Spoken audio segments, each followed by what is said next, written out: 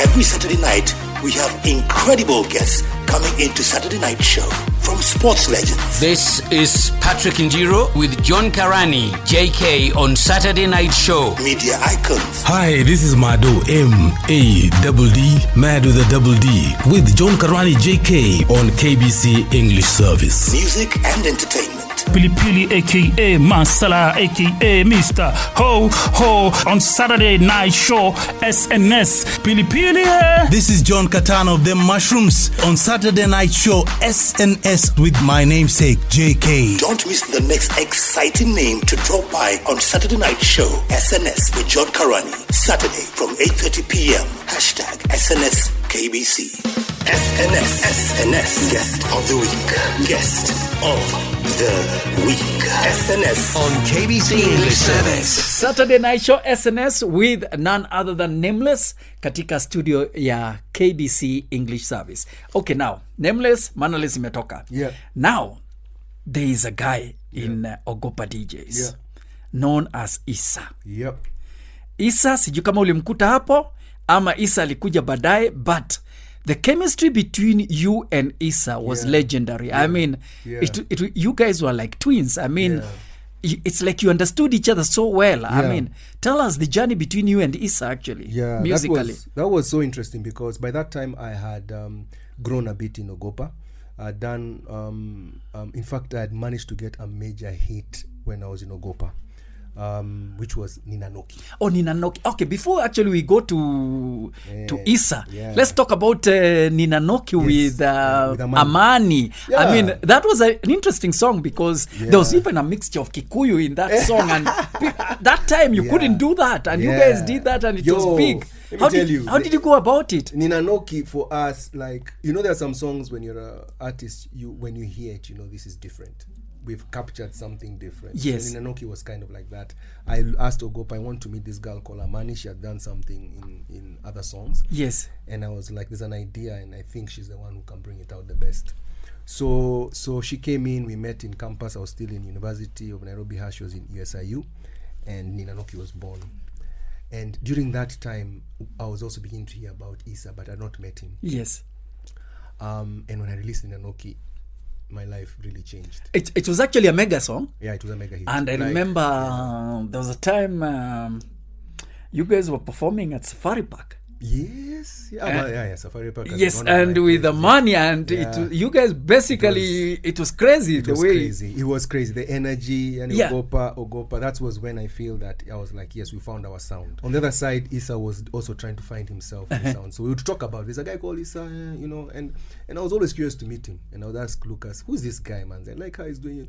Kijana moja toka South Sea, Joe. Yes. You know? I'm like, I like this guy, man.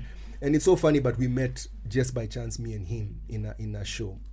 And let me tell you, from the moment I met him, I knew this guy is different. I was already admiring his talent, but he came to me like a fan, you know? Yes. He's like, yo, Nameless manze. Mini fan, I'm love your fan, man. And you know, that time Ninanoki was riding high around that time and stuff. And he was like, yo, you know.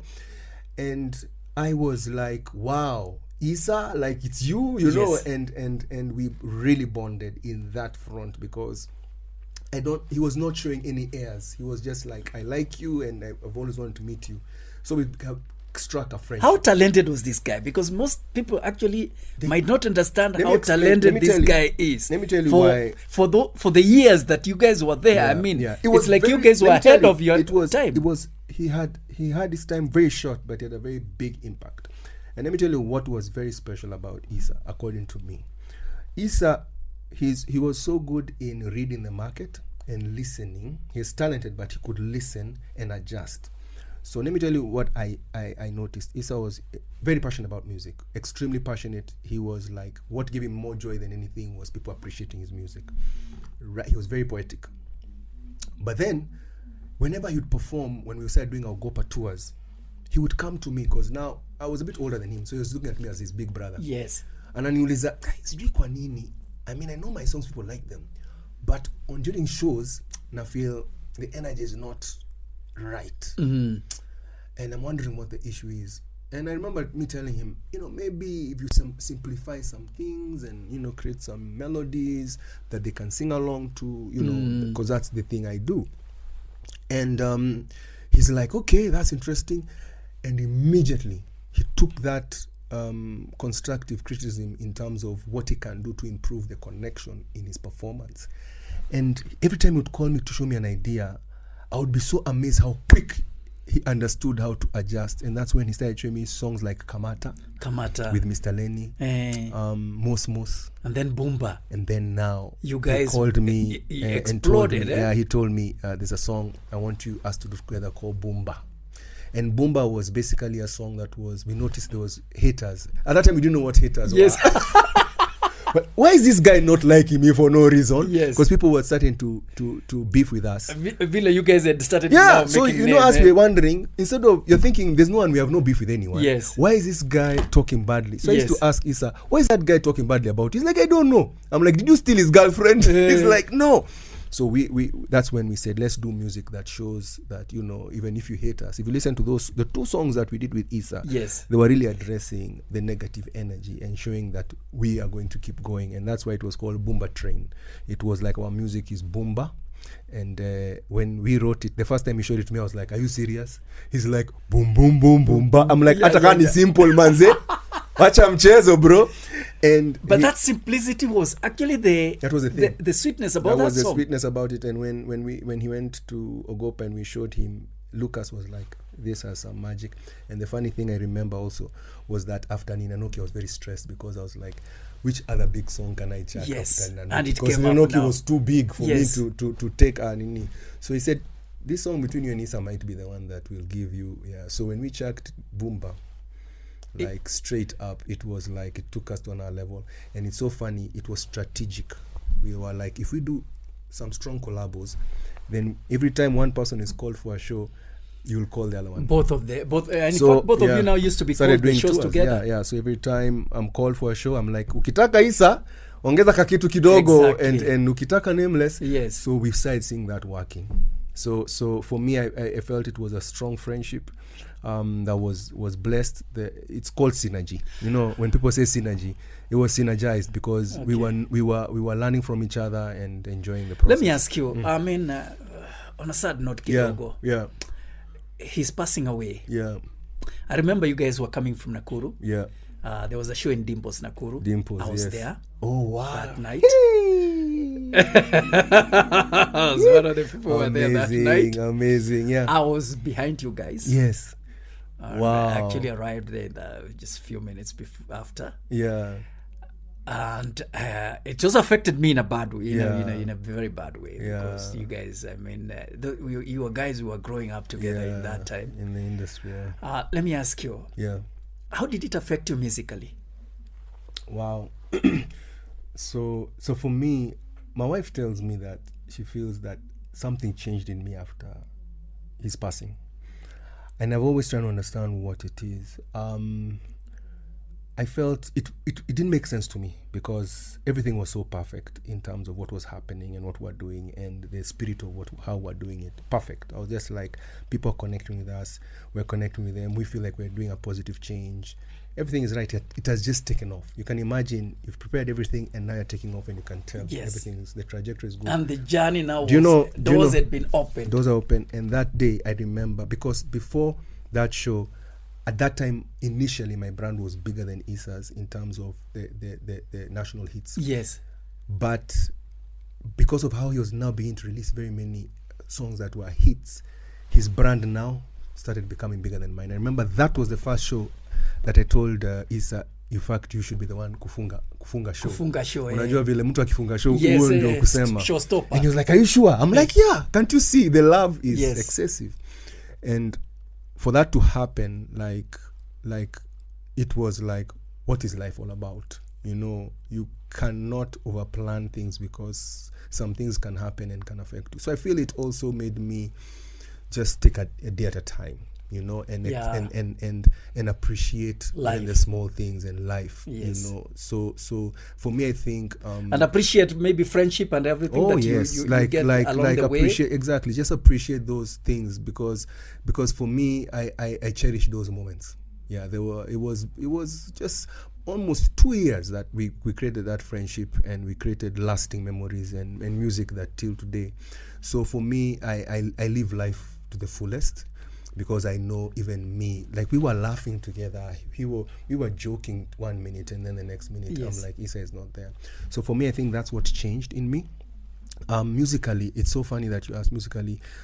For me, I always wonder what if I was the one who passed away on that day, what would I want Issa to do for me? So I feel like I always feel I want to keep his name alive. Yes. I know Issa's joy was people enjoying his music. Like, he would love it every time he knows someone loves his music. So that's what I always try and do. Every time in my show, I have a set where I hype up Issa's content and give respect, and everyone, kila mtu mikono ziko hapa, you know, and when I perform Boomba, I literally feel like he's talking to me, because Nameless uko fresh lakini, you know. So for me, I always feel like I have to just keep that dream alive, and there are times fans see Issa and me in terms of they feel that's true. How they connect with Issa. So that's, for me, that's how it has kept me going and it has kept my passion in the industry. Yeah. Another collabo that you guys have done before. Yeah. It's Saturday Night Show SNS with none other than Nameless. He's live right here on KBC English Service. And remember, the hashtag is SNS KBC. Yo. This is SNS Saturday Night Show with John Karani, JK. On KBC English Service. Okay, Nameless. Yeah. Another person you've done collabo with is none other than Lenny. Mr. Lenny.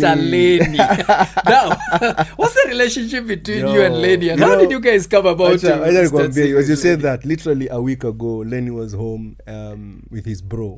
Yes. His bro used to be my dancer. For many years. Yes. And we had a reunion. And tulika hapo na wife, me, Wahoo, Mr. Lenny, and Malash. Yes. The whole night till 8 in the morning. Stories. You know, his bro has been in Dubai, so we're remembering the tours, we're remembering our experiences, we're talking about our journey, we are talking about family, because all of us now are married with children. Yes. The ups, the downs, the struggles. And these are my brothers, man. You know, these are brothers, and it was so powerful because we were appreciating each other in our journey, you know. And Mr. Lenny, same thing. Do you know Mr. Lenny? The funny thing is, Mr. Lenny and he had another friend before he got to be called Mr. Lenny, and they were called Nameless. Ah? Acha nikwambie. When I call myself Nameless and nika blow up na Mega Rider. Yes. Some guys came to see me in campus. And they told me, we have a problem with you. I'm like, why? Because we are the ones who are called Nameless, and we are hearing now you're calling yourself Nameless. So niko, how? Na vile ngoma yangu imeshatambana. So they even showed me cutting of how they're called Nameless. So I asked him, so what do we do? Because sasa brand yangu imeshatambaa. So they say, I don't know. I didn't meet Lenny, but I met his partner. So he was telling me, I don't know, as we are, you maybe be called Suji Waters, we are the original Nameless, so tukakosana.